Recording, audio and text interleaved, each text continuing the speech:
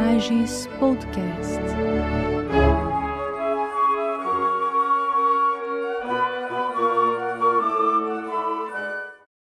Olá, mais um podcast da Imagens.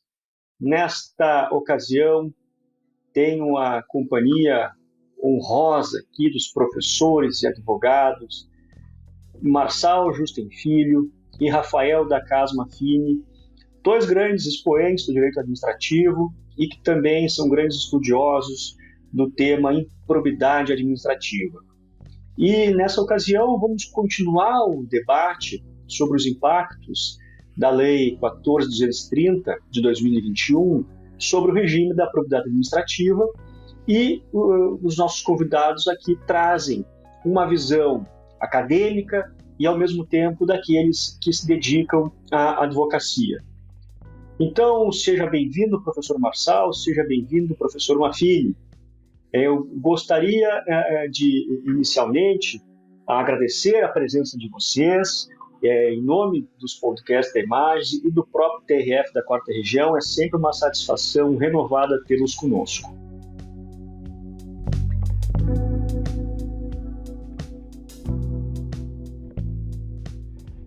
Eu queria, então, introduzir, desde logo, o nosso tema e pedir que os senhores pudessem fazer uma avaliação um pouco mais geral sobre a modificação legislativa que foi operada no ano passado e destacar, então, um ponto que veja como positivo e um ponto que veja como negativo após essa avaliação mais genérica.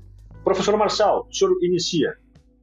Eu saúdo a todos, saúdo ao Rafael, saúdo ao Tiago e especialmente saúdo o TRF da 4ª Região e a Imagens pela oportunidade de compartilhamento de visões distintas. Todos nós temos uma visão limitada, seja advogado, seja magistratura, seja Ministério Público, que portanto, incompleta. E esse tipo de debate nos permite uma visualização de diferentes ângulos que muitas vezes dos quais não tomamos conhecimento. Eu acho que a lei, eu fiz parte da comissão do anteprojeto, e alguma coisa foi mantida, muita coisa foi alterada, mas o que era ponto comum, e me parece que é fundamental nós tomarmos em mente, era um estado de coisas muito negativo, muito ruim, com a multiplicação de ações que tinham um trâmite muito longo. Eu ouvi o Dr. Ronaldo Pinheiro de Queiroz, no último podcast, dizendo que no TRF da 5ª, era comum processos que no tribunal permaneciam por 15 anos.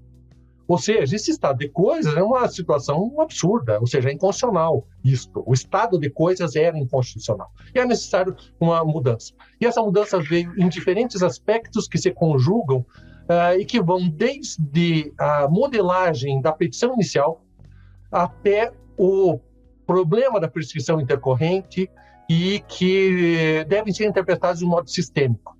Ou seja, não é possível que a gente continue tendo, por exemplo, a minha opinião, petições iniciais de 150 páginas de uma ação de improbidade. Se você for advogado e for fazer uma petição inicial de mandado de segurança com 150 páginas, você não vai conseguir nem liminar nem julgamento nunca. Portanto, 150 páginas, e que era uma prática usual em termos de ação, petição inicial de ação de improbidade, é algo que é incompatível com o sistema. Portanto, a ideia toda é dinamizar isso, concentrar a descrição dos fatos e permitir o exercício de defesa, mais do que isso, permitir que o julgamento seja viável num curto espaço de tempo. Portanto, a minha ponderação é que não é possível isolar um único dispositivo dentro da reforma para dizer que ele é bom ou é mau.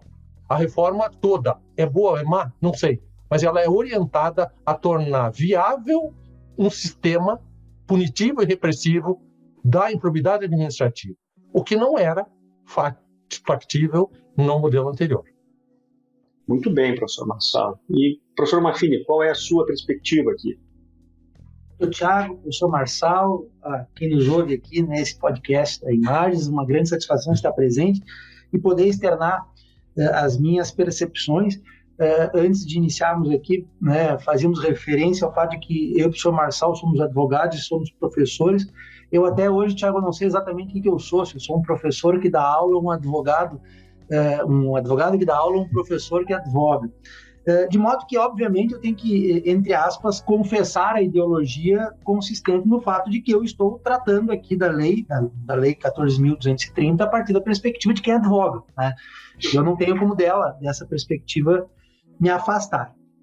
E eu vislumbro na lei um caso, talvez peculiar, de ativismo congressual, ou seja, nós temos aqui uma reação legislativa, não propriamente à Lei 8.429, que é lá de 2 de junho de 92, mas ao que eu poderia qualificar como a jurisprudência que emergiu desta Lei 8.429. Então, nós temos uma série de orientações jurisprudenciais que se consolidaram, contribuindo em alguma medida para aquele estado de coisas que o professor Marçal referiu, que foi respondida com uma reação legislativa. E aí, além de ter sido respondida por essa que eu chamo de reação legislativa, ou ativismo congressual, nesse conceito de reagir a uma orientação jurisprudencial, eu vislumbro até agora uma resistência da jurisprudência, né? Eu dou um exemplo, talvez, relativamente simples disso. O que a jurisprudência fez do conceito de solidariedade na matéria de improbidade, que a lei agora veio a afastar, mas que o STJ, dias atrás, publicou novamente teses na sua jurisprudência em teses, consolidando a orientação que era anterior à lei a respeito das responsabilizações solidárias decorrentes da improbidade administrativa. Claro que esse momento, doutor Tiago, é um momento em que nós testaremos uma zona cinzenta entre aquilo que vem a ser os limites do controle de constitucionalidade que o direito brasileiro contempla e aqueles espaços de livre conformação do legislador. E o nosso primeiro teste a respeito das novidades introduzidas pela Lei 14.230, de 25 de outubro, vem a ser justamente a questão da legitimação ativa para a propositura da ação, né? O legislador claramente fez a opção de restringir a legitimação ativa ao Ministério Público, excluindo, portanto, o que outrora era o colegitimado, que era a figura da pessoa jurídica interessada, e agora o Supremo, em decisão monocrática, na ADI 7042 e 7043, restabeleceu essa competência concorrente para a propositura de demandas de improbidade e suspendeu a eficácia de preceitos que também tratavam desse assunto. Então, me parece que teremos, né, no tocante a uma série de aspectos, ainda debates bastante complexos, na questão que envolve, por exemplo, a sua aplicação para fatos e processos antes, né, instaurados. O tema 1199 do Supremo vai versar sobre isso. E aqui eu diria, né, nós temos tantas novidades que talvez tenhamos de pensar no que foi realmente o propósito dessa lei nova, né? O que ela quis, né? Ela quis flexibilizar o sistema punitivo para amplificar a ideia da impunidade, ou ela quis racionalizar o sistema? Nós nunca saberemos exatamente os propósitos que moveram a aprovação do projeto, mas eu diria que nós, como intérpretes, temos de fazer os máximos esforços possíveis para ter nesta nova lei a necessária racionalização sistêmica do combate à corrupção. Sabemos nós, problema gravíssimo, que nenhum de nós, vamos dizer assim, gosta de saber que o nosso país corrói entre 1,5% e 2,5% do PIB em corrupção. Então, assim, ao criticarmos a lei ou a jurisprudência velha, ou apoiarmos a lei nova, nenhum de nós está sendo a favor ou contra a corrupção. O que todos nós estamos querendo racionalizar o sistema, que me parece precisava de racionalização, sim. Muito bem, e é interessante lembrar essa ponderação que o Maffini faz, de que o legislador parece ter feito um movimento contra-reformista a respeito das orientações jurisprudenciais consolidadas, em especial pela STJ. E o Dr. Marçal está aqui e lembra muito bem que um dos propósitos deliberados da comissão de juristas que elaborou o anteprojeto era justamente trazer para o texto legal aquilo que já era jurisprudência solidificada, ou seja, cristalizar em lei o que os tribunais já haviam pacificado. Mas, infelizmente, no meio do caminho, esse desiderato acabou sendo perdido, não é? E o que se viu ao final foi disposições que vão de encontro ao que era consolidado pelos tribunais. Mas os senhores já conseguem notar algum impacto, algum efeito prático das novas disposições que possa ser ressaltado? Bom, posso começar? A questão ainda é um pouco chocante, digamos assim. Nós temos uma dificuldade, certamente, de direito intertemporal. Me parece que o grande problema tem a ver com os processos em curso. Os futuros processos ainda não foram ajuizados e até mesmo nessa outra edição do podcast havia a indicação de membros do Ministério Público no sentido de que eles percebiam uma espécie de aguardo por parte dos legitimados a exercer o direito de ação para ver como seria a orientação jurisprudencial quanto a questões novas. Mas, portanto, a gente não teve ainda uma evolução sobre isso e o grande problema que existe agora é a discussão de direito intertemporal, ou seja, qual o efeito da lei, da reforma da lei em face de processos em curso. E talvez o tema mais evidente de tudo isso seja a questão da prescrição intercorrente, até que ponto a regra da prescrição intercorrente será aplicável em face de processos em curso em que, já aplicando a nova lei, estaria configurada a prescrição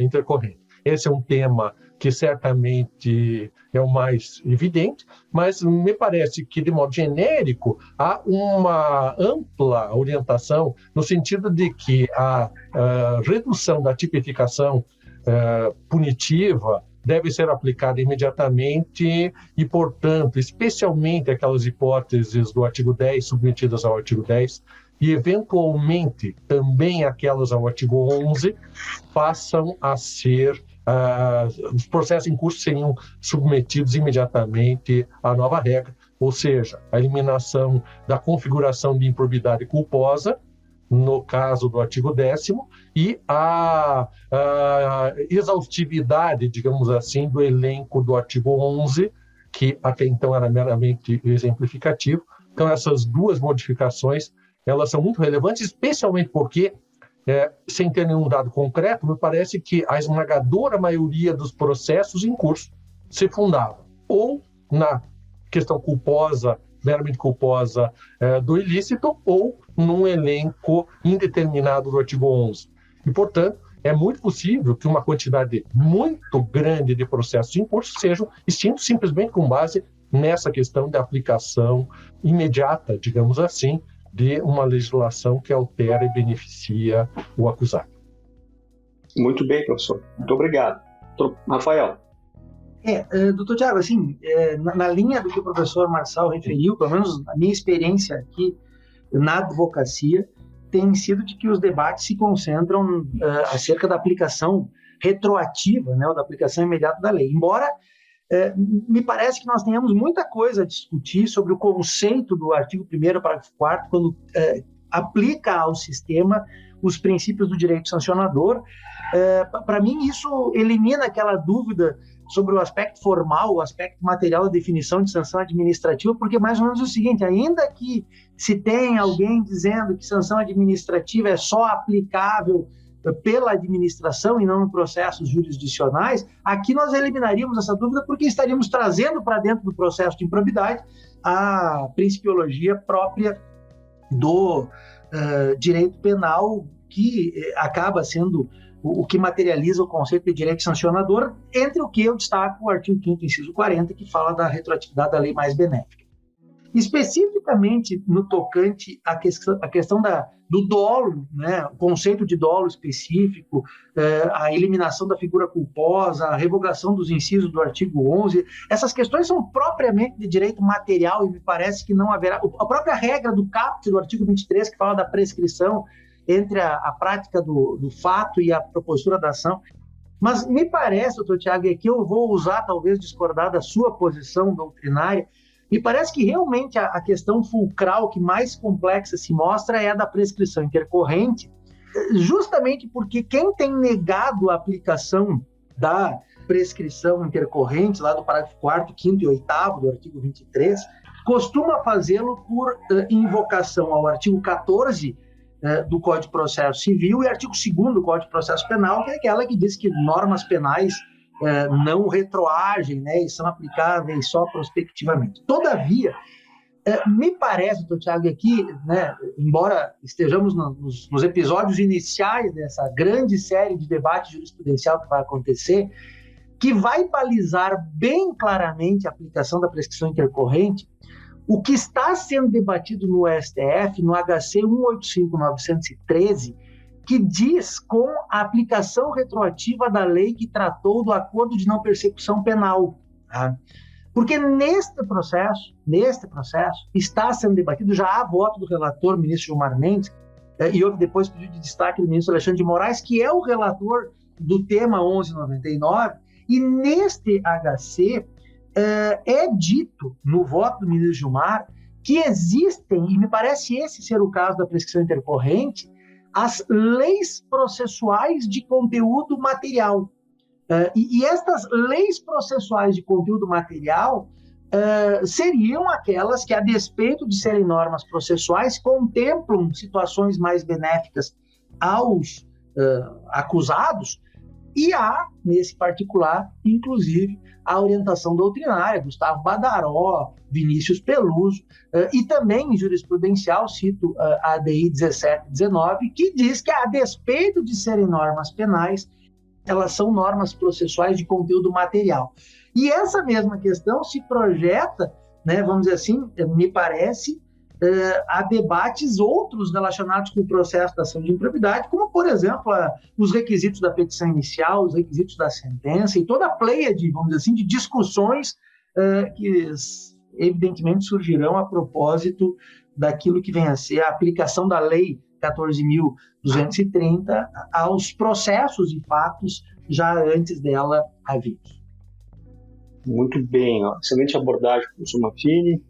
De tudo que nós já falamos aqui, nós temos assim vários pontos de dúvida ainda, não é?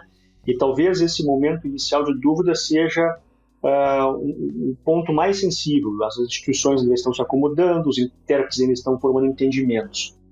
E dentro desse contexto, já é possível perceber se as modificações, o conjunto de modificações, se alinha a essa aventada racionalidade que o professor Rafael falava no começo, que a comissão de juristas que elaborou o anteprojeto tanto buscava. Já é possível perceber se nós vamos no caminho dessa racionalidade ou se, pelo contrário, nós estamos sob aquele alegado risco que muitas vozes levantam, de nós estarmos promovendo uma fragilização da proteção à probidade administrativa. Qual a avaliação de vocês sobre isso? Bom, de minha parte, eu sempre reputei que qualquer modificação da lei de improbidade devia ser enfocada sobre diferentes ângulos, e a fragilização do combate à corrupção ela deve ser examinada com muita cautela. Obviamente, como o próprio Rafael comentou no início, nenhum de nós é a favor de corrupção, muito menos pela circunstância de que, eventualmente, a gente advoga para réus em processos de ação de improbidade. O que é fundamental tomar em mente é que o próprio Supremo Tribunal Federal já diferenciou as hipóteses de dano ao patrimônio, que são, inclusive, imprescritíveis quando decorrentes de prática de dolo, e a possibilidade e necessidade de diferenciar a improbidade da proteção ao patrimônio público. E qual é eu tenho insistido, qual é a sanção típica da improbidade?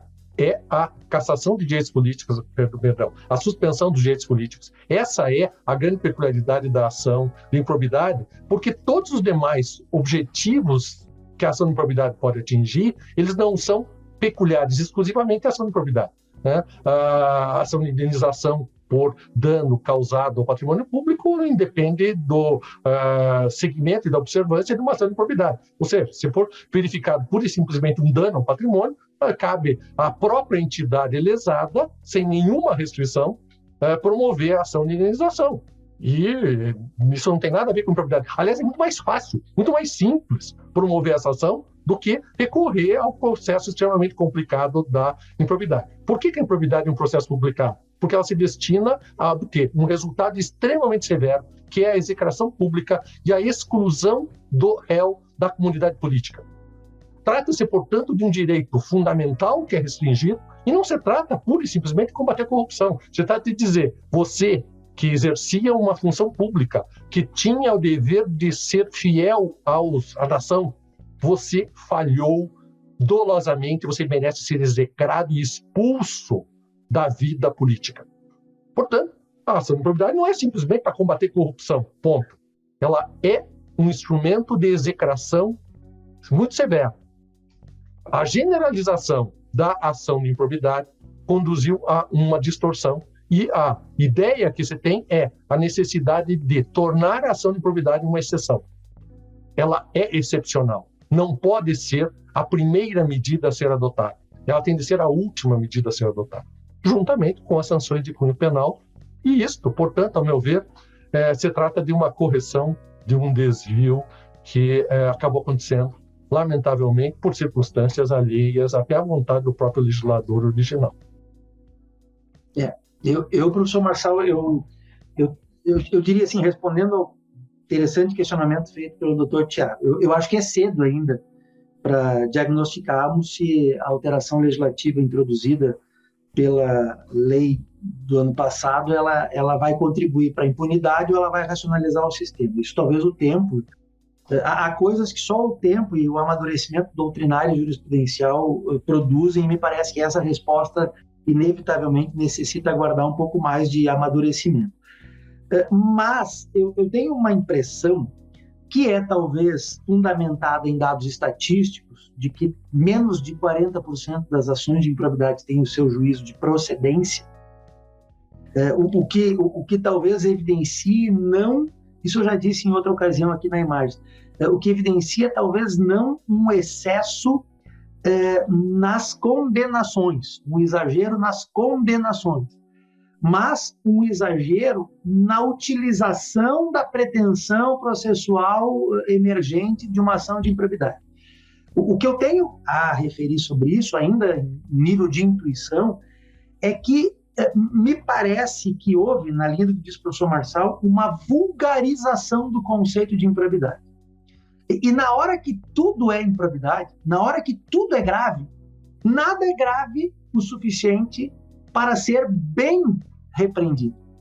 E me parece que a função dos intérpretes, e quando eu digo intérpretes, de todos os atores do processo, vamos dizer assim, seja o legitimado ativo, seja aquele que faz a função de defesa, seja aquele que, sobretudo, julga esse tipo de processo, me parece que é aplacarmos uma linha interpretativa dessa lei nova que não incentive a propositura de mais ações, mas que incentive a propositura de melhores ações.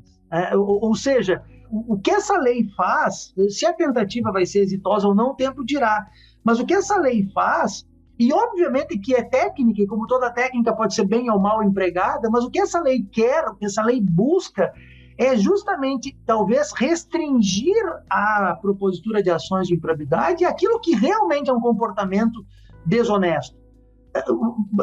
Bem ou mal, eu sei que haverá quem diga o contrário, mas a figura do artigo 11, tal como outrora estabelecido, a figura da improbidade culposa do artigo 10, eram veículos de propositura de ações que até em algum grau eram ações inusitadas.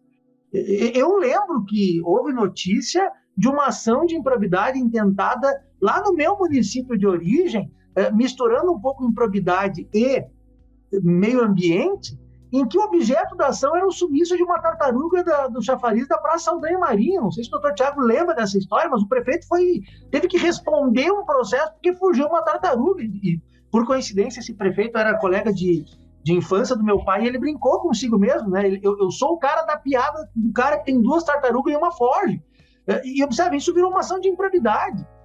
Então, assim, a vulgarização da improbidade, diferentemente do que os órgãos acusatórios possam interpretar, ela não fez bem para a ciência e para a punição. Ao contrário, na hora que tudo vira improbidade, porque nada é improbidade o suficiente para ser repreendido.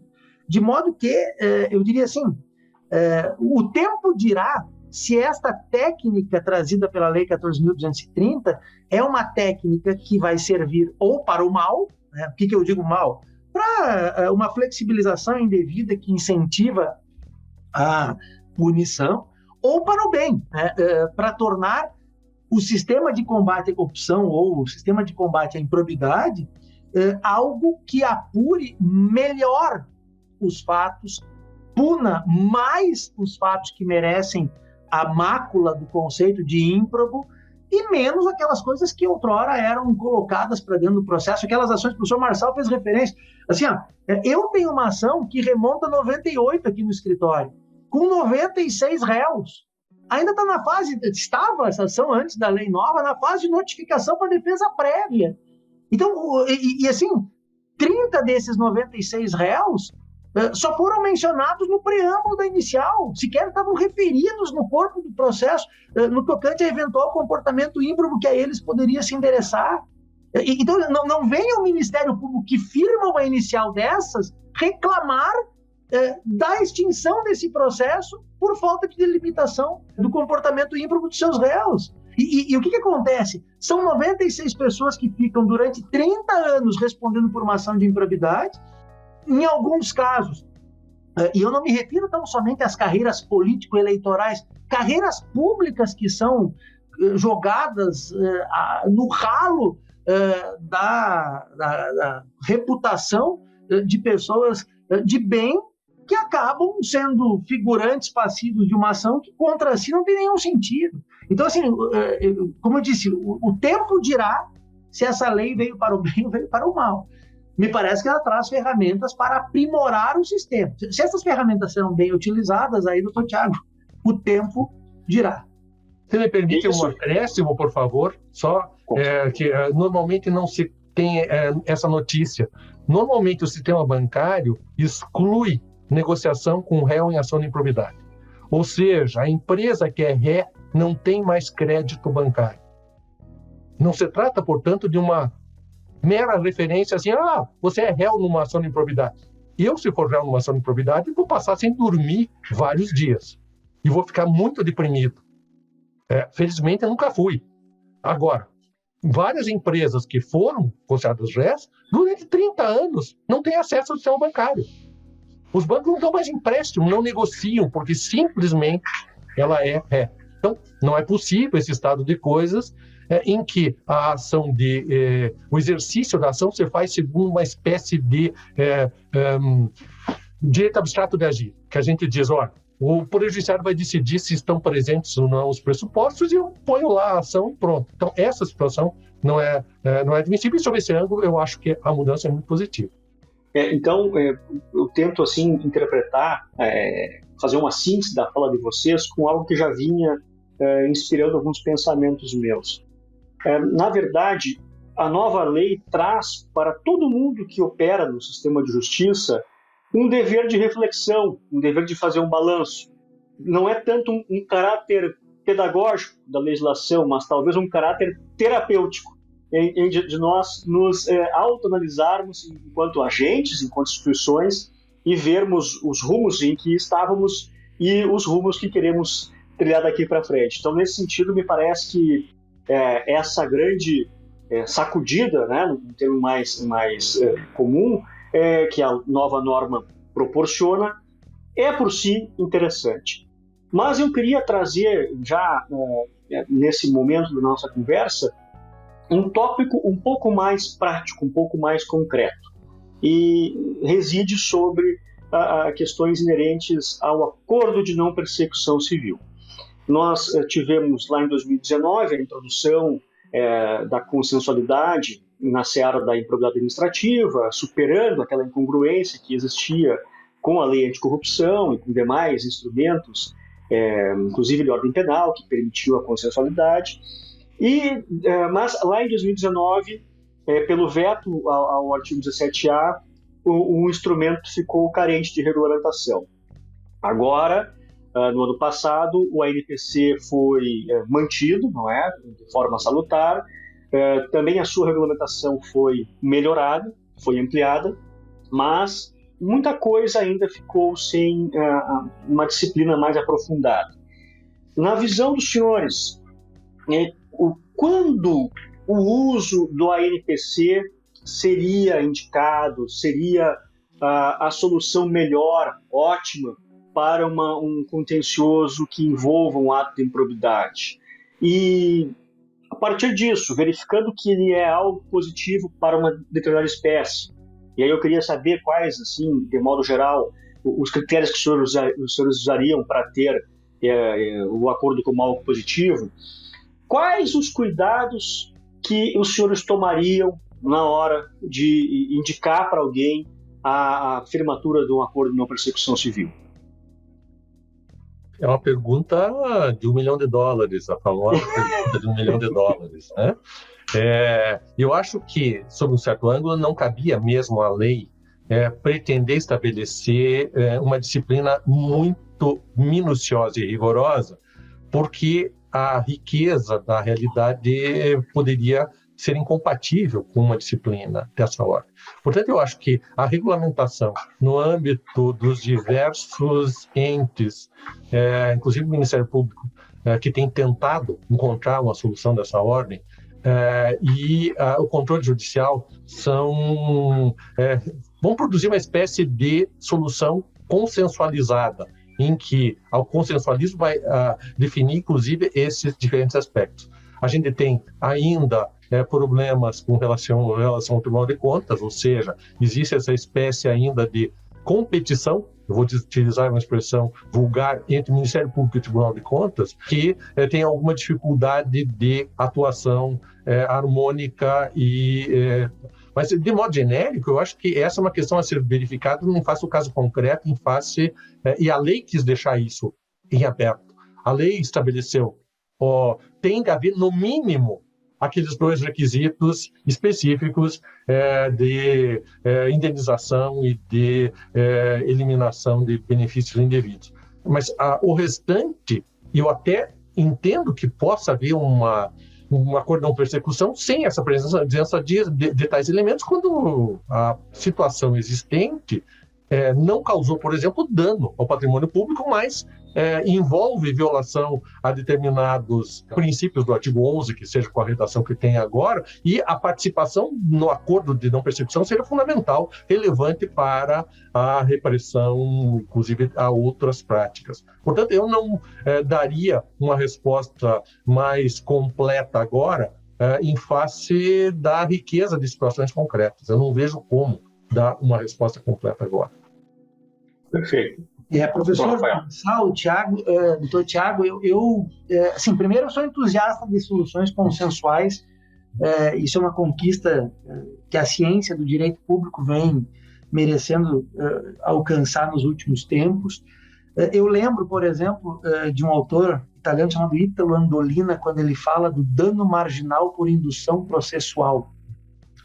A existência do processo é, por si só, uma sanção.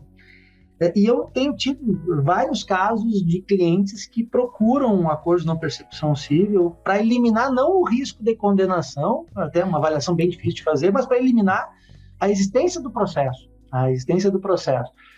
De modo que me parece que vem em boa hora o regramento que hoje se estatua e que não difere muito daquilo que já havia sendo observar desde aquela construção pós-lei anticorrupção, depois resolução 79 do CNMP, resoluções locais, enfim, mas de alguma forma anda bem a lei ao não exigir a confissão do cometimento do ato ímprobo, o que não acontece no acordo de não persecução penal, lá do artigo 28A do Código de Processo Penal. Então, anda bem, na minha opinião, a ferramenta dispensar essa circunstância. De outro lado, trouxe um árbitro que só veio na minha opinião, tornar mais complexo o processo, que é o árbitro, o Tribunal de Contas, né? O Tribunal de Contas aqui não, na minha opinião, não deveria estar aqui nos termos que dispõe o artigo 17b, parágrafo 3º, como um árbitro do valor da indenização, do ressarcimento.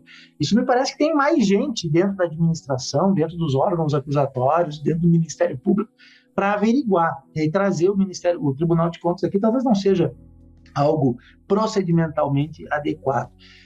Agora, o que eu enxergo aqui é que talvez o tempo, né, trará algumas questões, algumas complexidades que já vêm surgindo, mas o tempo dará respostas a isso, né? Por exemplo, é possível negociar os direitos políticos, né? É um debate bem claro isso, né? Já houve aqui no Tribunal de Justiça do Rio Grande do Sul decisão dizendo que isso é algo que não pode fazer parte do acordo de não persecução civil, e eu vi o membro do Ministério Público dizer na sessão de julgamento que era esta sanção que ele tinha como essencial para firmar a sua convicção quanto ao acordo de não persecução civil, né? Então, qual juízo, qual pessoa... Eu particularmente, como eu sou entusiasta da consensualidade, eu acho que eu posso, sim, dizer que eu ficarei X tempo sem os meus direitos políticos, ressarcindo o erário, enfim, mas de qualquer modo haverá perplexidades, né? E eu acho que nós não podemos desatrelar os critérios de homologação do acordo de não persecução civil dos critérios que são os critérios do sistema como um todo, a questão da preservação da empresa, a questão... proibição de contratar com o poder público para algumas empresas que são contratadas habitualmente ou só são contratadas pelo poder público é a pena de morte da empresa, né? E aí talvez tem alguns probleminhas na lei, assim, o fato de que ela tirou lá do artigo 3º a pessoa que se beneficia do ato de improbidade, o que isso significa, o tempo também nos dirá, mas eu diria que talvez os parâmetros de averiguação da própria homologação do acordo precisam, obviamente, respeitar o aspecto sistêmico da lei como um todo. Então, professores, a reflexão final que podemos fazer é que ainda precisamos de muita doutrina, e aí os senhores vão nos ajudar muito nesse caminho, muita prática, jurisprudência e equilíbrio, né? Uma questão que muito premiou a fala de vocês é essa busca pelo equilíbrio, não é? Também a conformação de posições e buscar, então, através da interpretação também, nós não podemos esquecer que a lei escrita não exaure o processo interpretativo, ela precisa também do fato e do intérprete, e nessa busca tentarmos conciliar através do diálogo das fontes, né, com outros instrumentos, inclusive com instrumentos que compõem o próprio microsistema anticorrupção, para achar aqui, então, uma interpretação que seja adequada e suficiente para a garantia desses bens jurídicos que são tutelados pela Lei 429. Muito obrigado, professor Marçal Justem Filho, muito obrigado, professor Rafael Maffini, pelo tempo que dedicam aqui ao podcast da Imagens, ao TRF4, e espero encontrá-los em breve em outra ocasião, em outra atividade aqui da nossa escola. Forte abraço e até breve.